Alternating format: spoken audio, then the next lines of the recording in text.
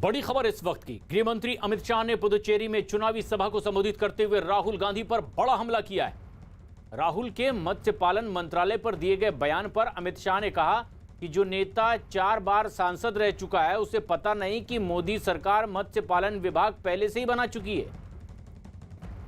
अभी राहुल गांधी यहां आए कुछ दिन पहले उन्होंने कहा, अरे मोदी जी आप मछुआरों के लिए अलग डिपार्टमेंट क्यों नहीं बनाते हो? भैया राहुल, तुम वैकेशन पर थे। मोदी जी ने ऑलरेडी 2 नया विभाग बनाने का काम 2019 में ही समाप्त कर दिया है। आपको ये मालूम नहीं है। मैं पुदुचेरी की जनता को पूछना चाहता हूं कि जिस पार्टी के नेता 4 टर्म से लोकसभा में है, उसको ये भी मालूम नहीं है कि 2 साल से इस देश में मत्स्य पालन विभाग शुरू हो चुका है। वो पुदुचेरी का कल्याण वो पार्टी कर सकती है क्या? बताइए भाई।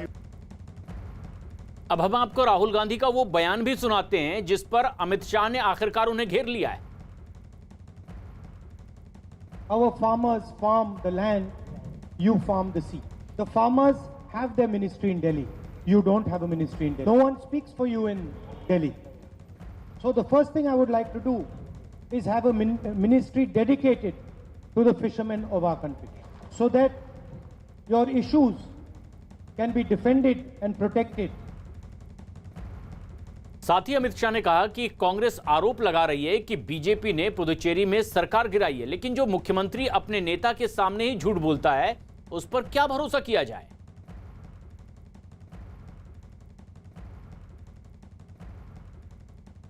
मित्रों, अभी बड़ा कोहराम मचा है कि कांग्रेस की सरकार टूट गई। कांग्रेस के कुछ मित्र भारतीय जनता पार्टी में ज्वाइन हो गए। मैं आपको बताना चाहता हूं कि कांग्रेस आरोप लगा रही है कि भारतीय जनता पार्टी ने उनकी सरकार को गिराया। भाई, आपने मुख्यमंत्री ऐसा व्यक्ति बनाया था जो अपने सर्वोच्च नेता के सामने ट्रांसलेशन करने में भी झूठ बोले। इस प्रकार के झूठे व्यक्ति को आपने मुख्यमंत्री बनाया। मित्रों, मुझे मालूम नहीं है देश में बेस्ट रीलर अवार्ड दिया जाता है या नहीं दिया जाता है, मगर बेस्ट रीलर अवार्ड, सबसे बड़ा झूठ बोलने का अवार्ड अगर दिया जाता है तो बेस्ट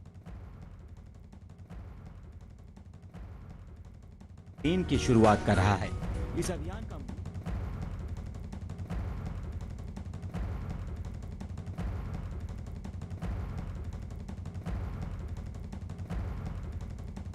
आजाद जल कल, जबकि उनके नेतृत्व में G23 नेताओं की एक बेहद अहम बैठक हुई, बातचीत हुई और सीधे सीधे उन्होंने आरोप लगाया था कि पिछले दशक में कांग्रेस कमजोर हुई है।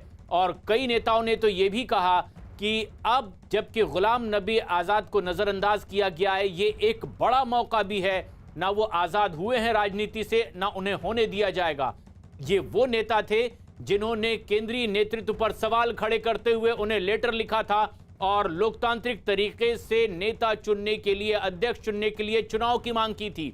ऐसे ही गुलाम नबी आज़ाद और कपिल सिब्बल समेत कई और बड़े नेता कल जम्मू में मौजूद थे और माना यह जा रहा है कि ये G23 के नेता जुड़कर वहां कांग्रेस नेतृत्व को संदेश देने की कोशिश कर रहे थे।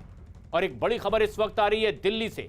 दिल्ली के जंतर मंतर पर आरएसएस कार्यकर्ताओं ने प्रदर्शन किया है। केरल में एक कार्यकर्ता की हत्या के विरोध में यह प्रदर्शन किया गया, जिसमें बीजेपी सांसद मीनाक्षी लेखी भी वहां शामिल हुई हैं। 3 दिन पहले केरल में एक आरएसएस कार्यकर्ता की हत्या कर दी गई। केरल में चुनाव है लेकिन राजनीतिक हत्याओं का दौर शुरू हो गया है। आरएसएस के कार्यकर्ता की हत्या को लेकर आरएसएस और बीजेपी के लोगों ने दिल्ली में विरोध प्रदर्शन किया। मैम, नंदू की जो हत्या हुई है उसमें आप लोग की मांग क्या है सरकार से? हमारी लगातार मांग ये है कि जो सही लोग हैं, अबू बकर, इस्माइल, कोया, ये सब, मोहम्मद अली जिन्ना, ये ऐसे लोगों को पकड़ा जाए जो इस सब के कांड के पीछे हैं और जो इन सब चीज़ों के लिए जिम्मेवार हैं। किसी को फ्रंट बना के कुछ और लोगों को पकड़ लेना वो काफ़ी नहीं है। लेकिन पीएफआई से ही जुड़ा राजनीतिक संगठन है एसडीपीआई, उसके 8 लोगों को हिरासत में लिया गया है। एसडीपीआई के लोगों को जो हिरासत में लिया गया है वो इन सब हत्याओं के मास्टरमाइंड नहीं है। जो मास्टरमाइंड है उनको आपने खुला छोड़ा हुआ है ताकि वो अगली हत्या की तैयारी करें। तो आप लोग की मांग है कि पीएफआई पर भी बैन लगाया जाए? पीएफआई पर बैन लगाया जाए, एसडीपीआई के खिलाफ, और इन सबको सारे मामलों को एनआईए को सौंपा जाए ताकि जो कनेक्टेड जो लगातार इस तरीके की चीजें हो रही हैं, इनका पैसा विदेशों से आ रहा है, कौन सी ताकतें हैं इनके पीछे, उन सब की तहकीकात ढंग से होनी चाहिए। विचारधारा के आधार पर विरोधियों की हत्या का आरोप सिर्फ केरल में नहीं बल्कि बंगाल में भी लग रहा है, और बंगाल में ही बीजेपी की परिवर्तन यात्रा में शामिल होने गए मध्य प्रदेश के मुख्यमंत्री शिवराज सिंह चौहान ने ममता बनर्जी पर हमला करते हुए कहा कि टीएमसी का मतलब हो गया है तोड़ो, मारो और काटो।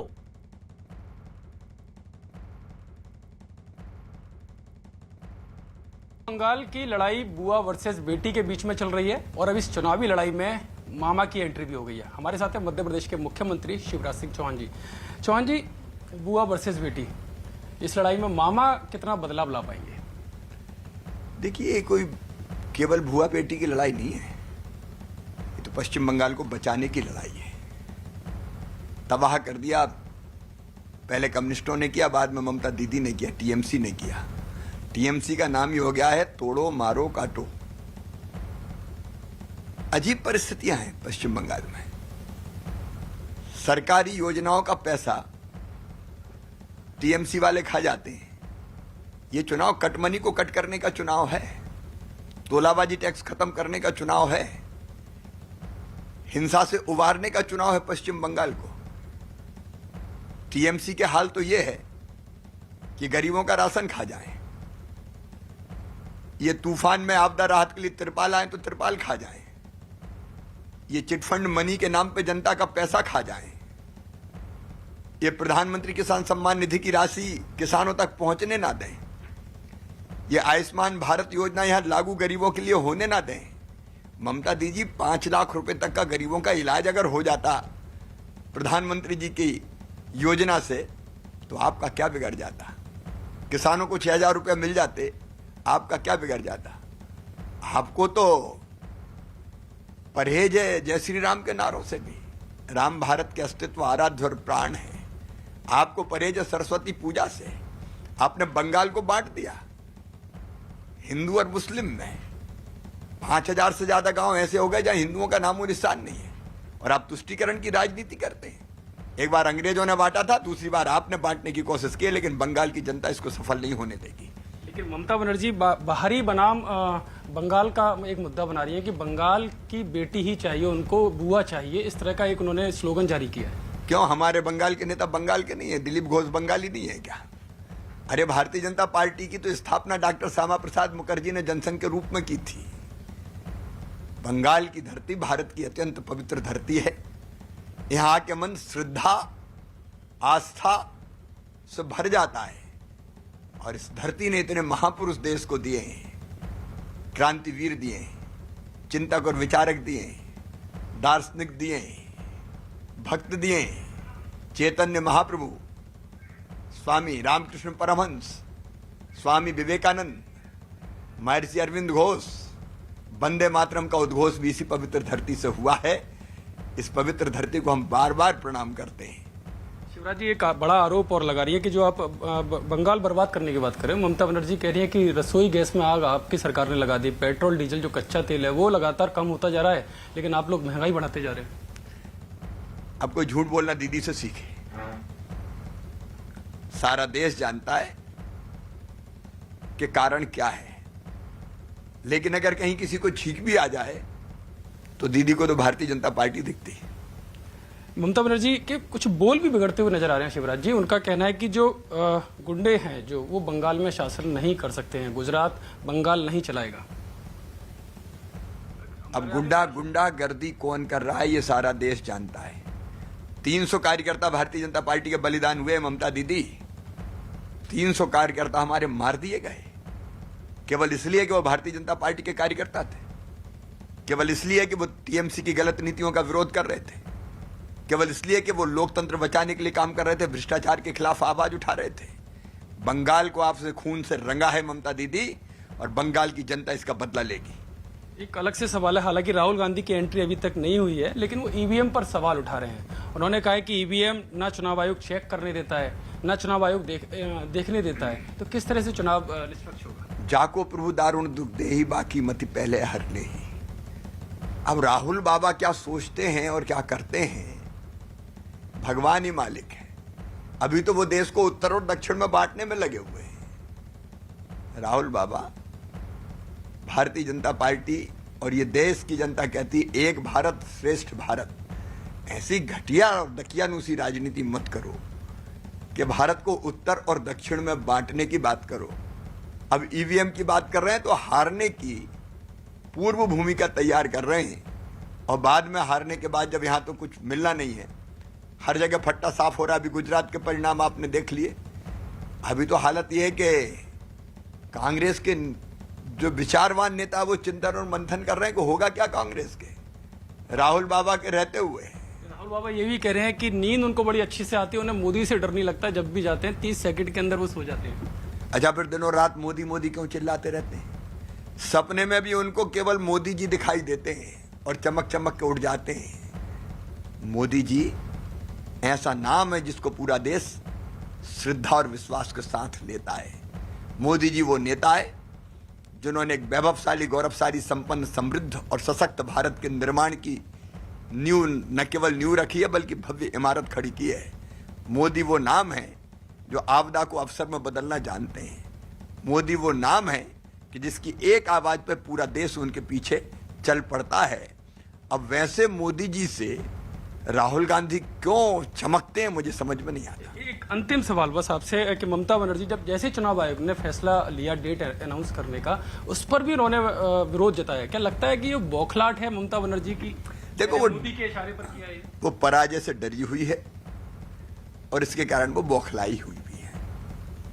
अब चुनाव आयोग का काम चुनाव आयोग करेगा। कब चुनाव होना है, तारीखें कौन सी होना है, एक चरण में होगा कि 7-8 चरण में होगा, ये चुनाव आयोग तय करेगा। लेकिन अपने कर्मों के कारण डरी हुई है अब ममता बनर्जी, और इसलिए चुनाव आयोग को भी आरोपों के घेरे में ले रही है। लेकिन जनता सच जानती है। एक बड़ी खबर पश्चिम बंगाल से ही, जहां राजनीतिक हिंसा रुकने का नाम नहीं ले रही है और नई घटना दमदम की है, जहां बुजुर्ग महिला से मारपीट का मामला सामने आया है। आरोप है कि बीजेपी कार्यकर्ता के घर पर रात 1:30 बजे हमला कर दिया गया और इसमें उसके परिवार के साथ मारपीट की गई है। बीजेपी कार्यकर्ता की बुजुर्ग मां को भी पीट गया। इस मामले में पुलिस को शिकायत दर्ज करवाई गई है और पुलिस ने एफआईआर दर्ज की है। आरोप है कि टीएमसी के कार्यकर्ता हथियार लेकर आए थे और उन्होंने बीजेपी कार्यकर्ता और उसके परिवार के साथ मारपीट की है।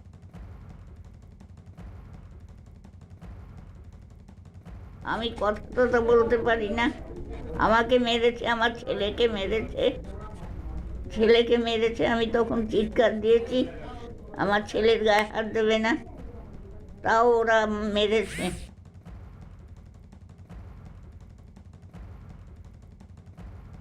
दरअसल आरोप लग रहा है टीएमसी पर कि बीजेपी कार्यकर्ता के घर में घुसकर आधी रात को हमला किया गया, उनके साथ मारपीट की गई। ना सिर्फ बीजेपी कार्यकर्ता गोपाल के साथ बल्कि उनके परिवार के लोगों के साथ भी मारपीट की।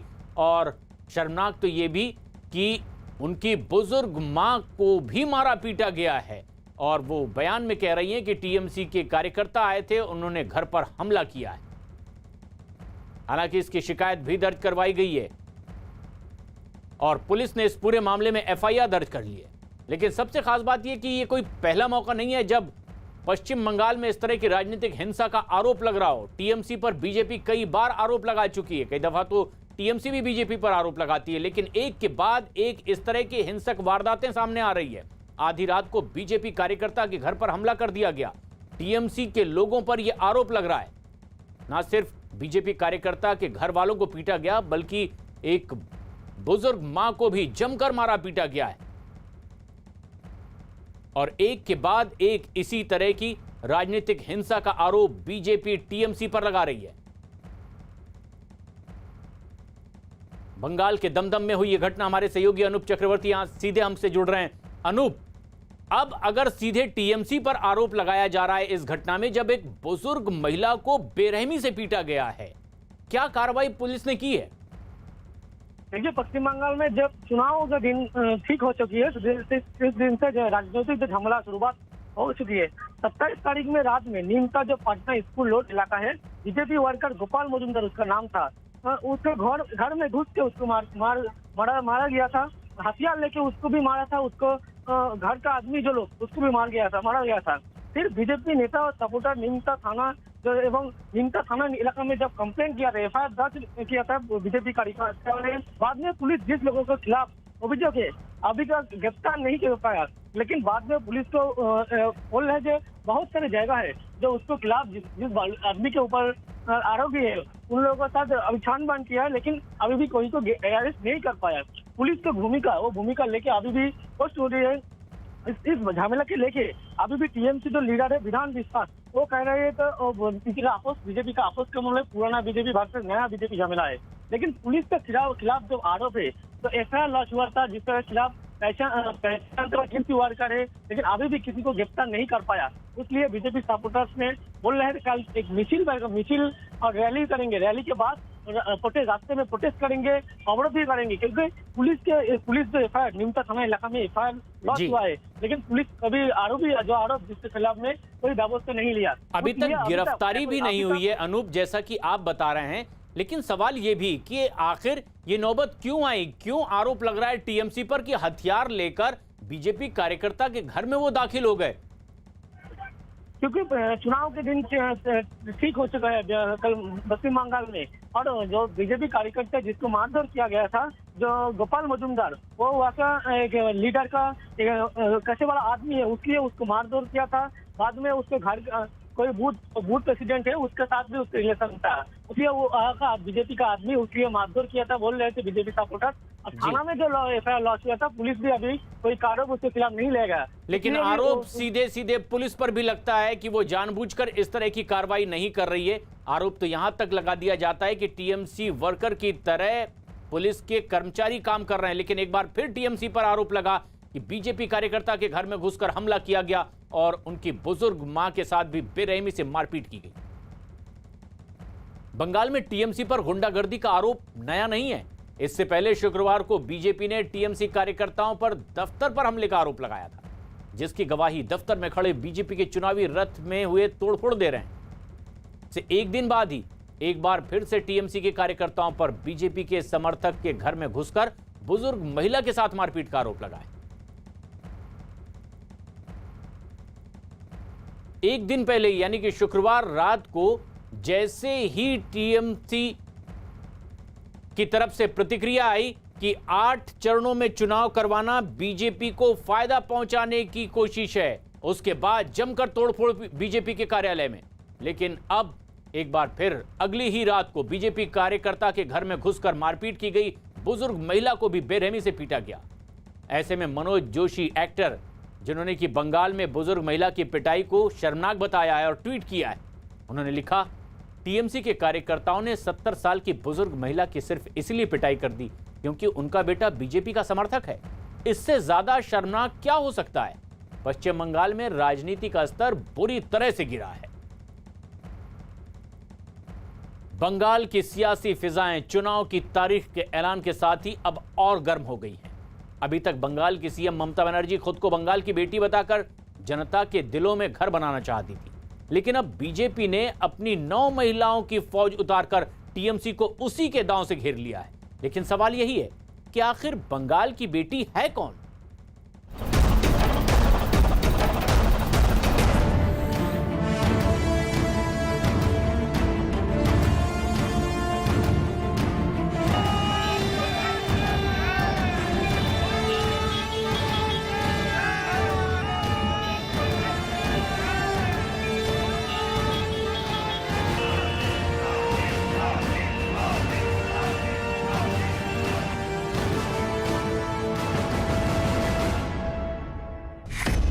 बंगाल में 7वें आसमान पर सियासी जंग।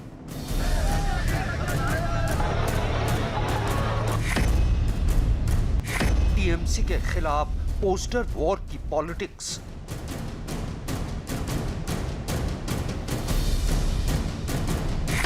चुनावी दंगल में आखिरी दांव का दौर।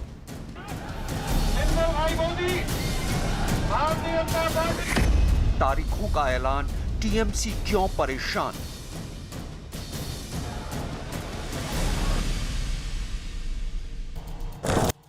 बंगाल में चुनाव की तारीखों के ऐलान के साथ ही सत्ता और विपक्ष में आखिरी दौर की सियासी जंग शुरू हो गई है। वार पलटवार का जो सिलसिला जुबान तक सिमटा था, वो बंगाल की दीवारों पर पोस्टरों के जरिए भी उतर आया है। इस पोस्टर पॉलिटिक्स में अब नया दांव चला है बीजेपी ने, जिसने पार्टी की महिला नेताओं की तस्वीरों वाला पोस्टर जारी करते हुए ममता बनर्जी को घेर लिया है। पोस्टर में बीजेपी ने कहा है, बंगाल को अपनी बेटी चाहिए, बुआ नहीं। इससे पहले टीएमसी ने कुछ ही दिन पहले नया चुनावी स्लोगन बांग्ला निजेर में के ई चाय जारी किया था, जिसका मतलब है कि बंगाल को अपनी बेटी चाहिए। टीएमसी के इसी स्लोगन के जवाब में बीजेपी ने यह नया पोस्टर ट्वीट किया है। बीजेपी ने अपने इस पोस्टर में देवोश्री चौधरी, लॉकेट चटर्जी, रूपा गांगुली, भारती घोष, मफूजा खातून, श्रीपूर्णा मित्र चौधरी, तनुजा चक्रवर्ती, फाल्गुनी पात्रा और अग्निमित्रा पॉल जैसे नवरत्नों की तस्वीरें लगाई हैं और इन्हें ममता बनर्जी के खिलाफ बंगाल की बेटी बताकर आगे किया है।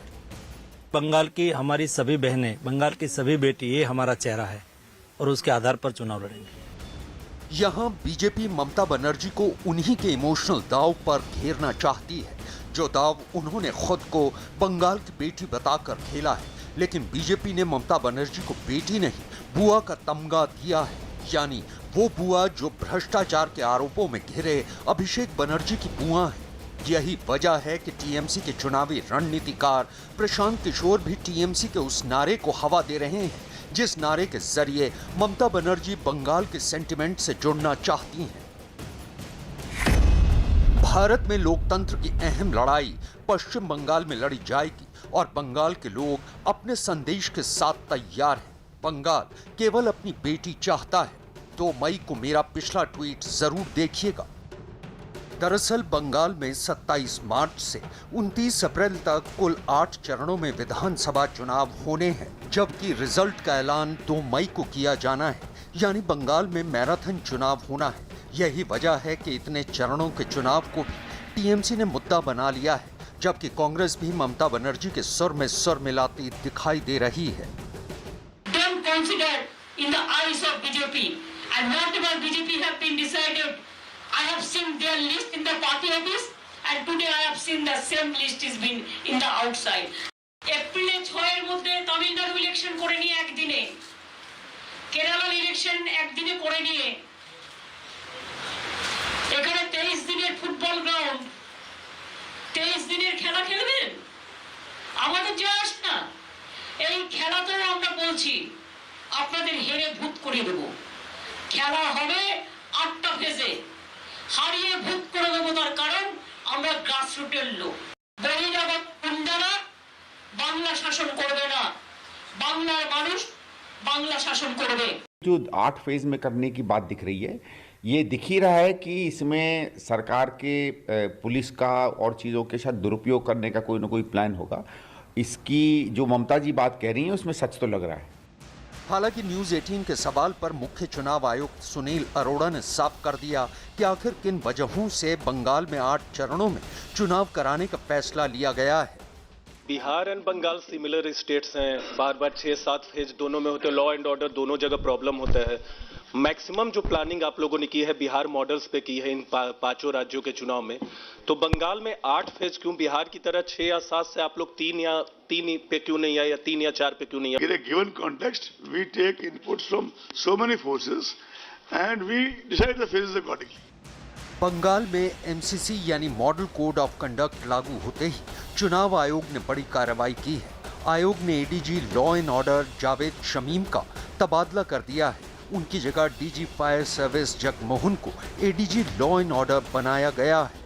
उधर बीजेपी नेता अर्जुन सिंह ने ममता बनर्जी की सरकार पर निशाना साधते हुए कहा कि ये सरकार को समझना चाहिए कि आखिर राज्य में ऐसी क्या नौबत आई कि 8 चरणों में चुनाव कराने पड़ रहे हैं। उनको तो लज्जा आना चाहिए। इसके लिए उनको पदत्याग कर देना चाहिए मुख्यमंत्री पद से, क्योंकि भारत की जनता समझ रही है कि यहाँ लूट होता है। इलेक्शन कमीशन समझ रहा है कि यहाँ लूट होता है, तभी तो ये हुआ है। इलेक्शन कमीशन तो किसी के कहने पर नहीं करता है, वो पूरा रिपोर्ट लेके ये करता है कि किस तरह से पिछला इलेक्शन में उनके लोगों के ऊपर अत्याचार हुआ है, जुल्म हुआ है, खून हुआ है, मारा गया है, घर जलाया गया है, माँ के सामने बेटे की हत्या की गई है। तो सब सोच समझ के इलेक्शन कमीशन ने डिसीजन लिया है। चुनाव की तारीखों के ऐलान के साथ ही शुरू हुई इस आखिरी दौर की सियासी जंग में भी हिंसा ने जोर पकड़ लिया है। इसी कड़ी में कोलकाता में कुछ लोगों ने रात के अंधेरे में बीजेपी दफ्तर पर हमला बोल दिया। राजधानी के फूल बागान इलाके में बीजेपी के दफ्तर में घुसकर जमकर तोड़फोड़ की गई। इस दौरान बीजेपी दफ्तर में रखे मोबाइल फोन और लैपटॉप के अलावा दफ्तर में लगी एलईडी लाइट्स पर भी हाथ साफ कर दिया गया, जबकि परिवर्तन यात्रा के लिए खड़ी गाड़ियों के शीशों को भी भीड़ ने तोड़ दिया। आरोप है कि टीएमसी के कार्यकर्ताओं ने ही इस वारदात को अंजाम दिया है। दूसरे लोग दिन के उजाले में तो लोगों को फेस नहीं कर पाते, तो रात के अंधेरे में आकर के एक गरीब ड्राइवर को मारे, सारे के सारे लैपटॉप लेके चले गए, सेलफोन जो था वो ले लिया, विंडस्क्रीन तोड़ दिया, एलईडी स्क्रीन जो था उसको तोड़ दिया। तो ये तृणमूल का रवैया रहा। ये दुर्भाग्यपूर्ण बात है। डेमोक्रेसी में सब लोग अपना प्रचार करें, अपना विषय रखें, पब्लिक अवेयरनेस करें, अपना एजेंडा जनता के सामने रखें। केंद्र में मोदी जी जब देश के लिए और देश को बदलने के लिए, देश को आगे बढ़ने के लिए, नया भारत के निर्माण के लिए जो हम काम कर रहे हैं वो जनता के बीच में रखने के लिए हम जा रहे थे, और ऐसा व्यवहार करना वो डेमोक्रेटिक सिस्टम में ठीक नहीं है। बीजेपी दफ्तर में हुए हमले के बाद कैलाश विजयवर्गीय ने एक बार फिर टीएमसी पर निशाना साधा है। साथ ही उन्होंने इस मामले में चुनाव आयोग को भी संज्ञान लेने की अपील की है। ये जो खेला करने की उन्होंने चेतावनी दी है, ये उसका छोटा सा प्रदर्शन है, और मुझे लगता है कि ये चुनाव आयोग को इसको चुनौती की तरह लेना चाहिए। ये सब गुंडे जो आने वाले चुनाव में प्रभावित कर सकते हैं चुनाव को, यदि इसी प्रकार की गतिविधियां चली तो लोग निर्भीकता से वोट नहीं डालेंगे, और इसलिए चुनाव आयोग को इसको संज्ञान में लेना चाहिए। उधर ममता बनर्जी की बढ़ी हुई मुश्किलों के बीच राष्ट्रीय अनुसूचित जाति आयोग भी बंगाल सरकार के खिलाफ एक्शन में आ गया है। 3 दिन के दौरे पर बंगाल पहुंचे आयोग के वाइस चेयरमैन अरुण हल्दर ने राज्य सरकार पर जहां मुस्लिम तुष्टीकरण का आरोप लगाया है, साथ ही दलितों की अनदेखी का भी आरोप लगाया है। आवाज उठाएगा तो उसको पीछे उसका गुंडा बाहिनी जाएगा, उसको पिटाई करेगा, फिर उसको मर्डर भी हो गया था। बहुत सारे मर्डर ऐसा इधर में भी हो गया, उसके बहुत सारे दलित लोगों को भी मर्डर कर दिया। ऐसे एक केस में कल 3 लोगों को जो मर्डर हुआ संदेशखाली में, हम लोग कमीशन का तरफ से फर्स्ट विजिट में मैंने उधर गया है। वो दलित थे सारे? हाँ, सारे दलित लोग हैं। वो शाहजहां मोल्ला जो है टीएमसी का लीडर है, दबंग लीडर है, वो गुंडा है उधर का, वही उसका नेतृत्व में वो लोग को मर्डर किया। एफआईआर में 1 नंबर में उनका ही नाम था। बाद में सीआईडी केस टेकअप किया, सीआईडी शाहजहां को छोड़ के वही मामला में चार्जशीट कर दिया। राष्ट्रीय अनुसूचित जाति आयोग ने आखिर ये आरोप क्यों लगाए हैं, इसे भी समझना जरूरी है। आयोग के पास जो आंकड़े आए हैं उनके मुताबिक पश्चिम बंगाल में दलितों के खिलाफ अपराध के मामलों में इजाफा हुआ है। ममता सरकार के दबाव में केस थानों में दर्ज नहीं किए जा रहे हैं। प्रदीप मंडल हत्याकांड में मुस्लिम आरोपी का नाम एफआईआर में सबसे पहले था।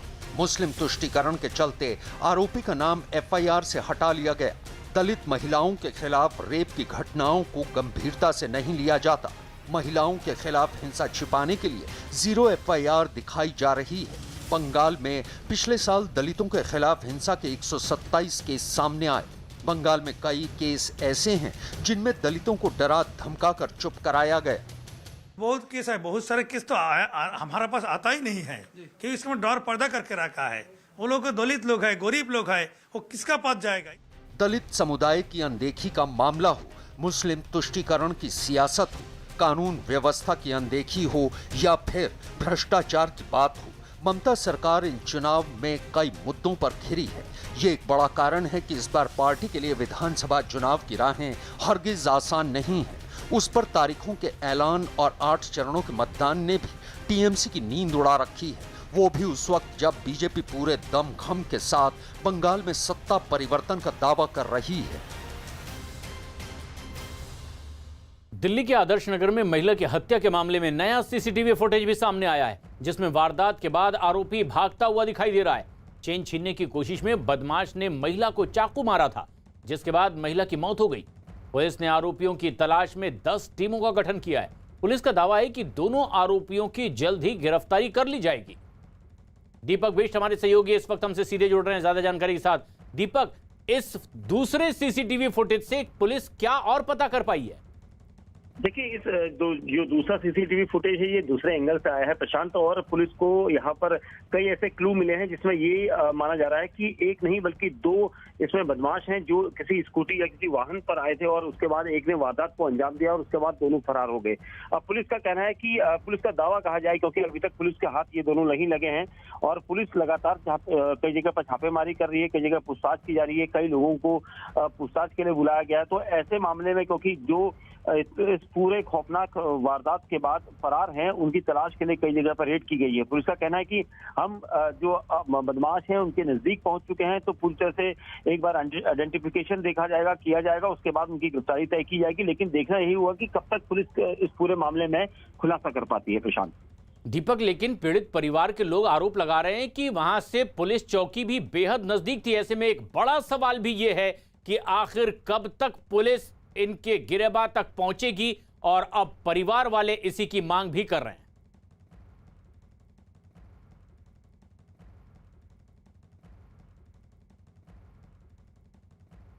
प्रधानमंत्री की पहल के बाद शुरू हुए देश के पहले इंडिया टॉय फेयर में खिलौना उद्योग से जुड़े लाखों लोगों को उत्साह से भर दिया है।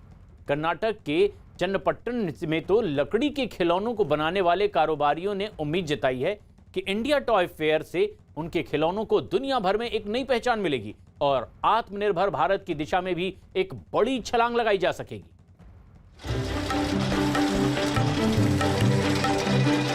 लकड़ी के टुकड़े को खूबसूरती से तराशने का ऐसा हुनर गिने चुने लोगों के पास ही होता है, लेकिन कर्नाटक के चन्नपट्टन में शायद ही कोई हो जो लकड़ी के खिलौने बनाने की कला में पारंगत ना हो। लकड़ी का टुकड़ा सामने आते ही हाथों से ऐसा जादू शुरू हो जाता है कि उनमें जिंदगी के रंग भर जाते हैं।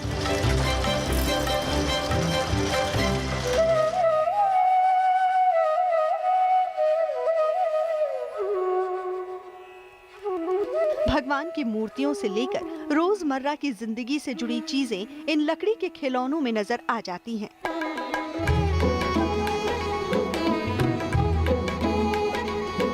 चन्नपट्टन के करीब हर घर और हर दुकान में लकड़ी से बना ये सामान नजर आ जाता है, और लकड़ी के ऐसे खूबसूरत खिलौने बनाना ही चन्नपट्टन के लोगों के रोजगार का मुख्य जरिया भी है।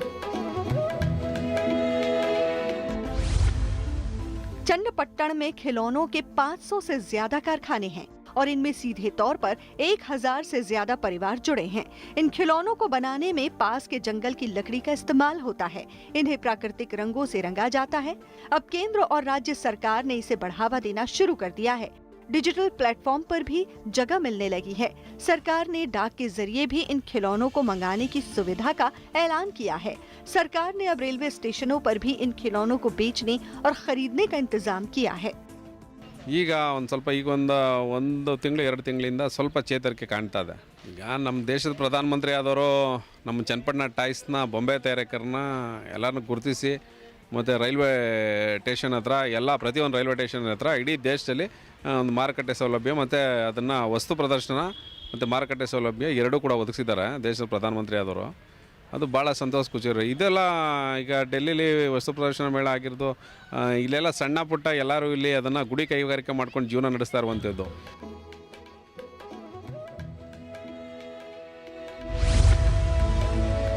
इन खिलौनों की खासियत है कि ये लकड़ी से बने होते हैं जो पर्यावरण को नुकसान नहीं पहुंचाते, और इनमें इस्तेमाल होने वाले प्राकृतिक रंग बच्चों पर भी बुरा असर नहीं डालते। जबकि आधुनिक और खास तौर पर चीन के बने खिलौनों से बच्चों और पर्यावरण पर बुरा असर पड़ने का खतरा बना रहता है।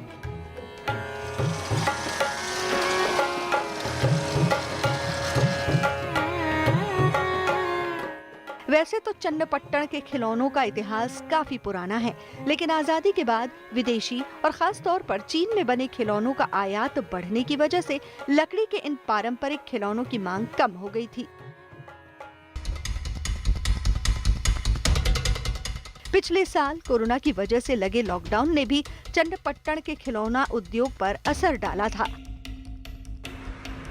वैसे तो चन्नपट्टण बेंगलुरु से करीब 70 किलोमीटर दूर बसा एक छोटा सा कस्बा है, लेकिन आज इसकी चमक दुनिया भर में फैल रही है।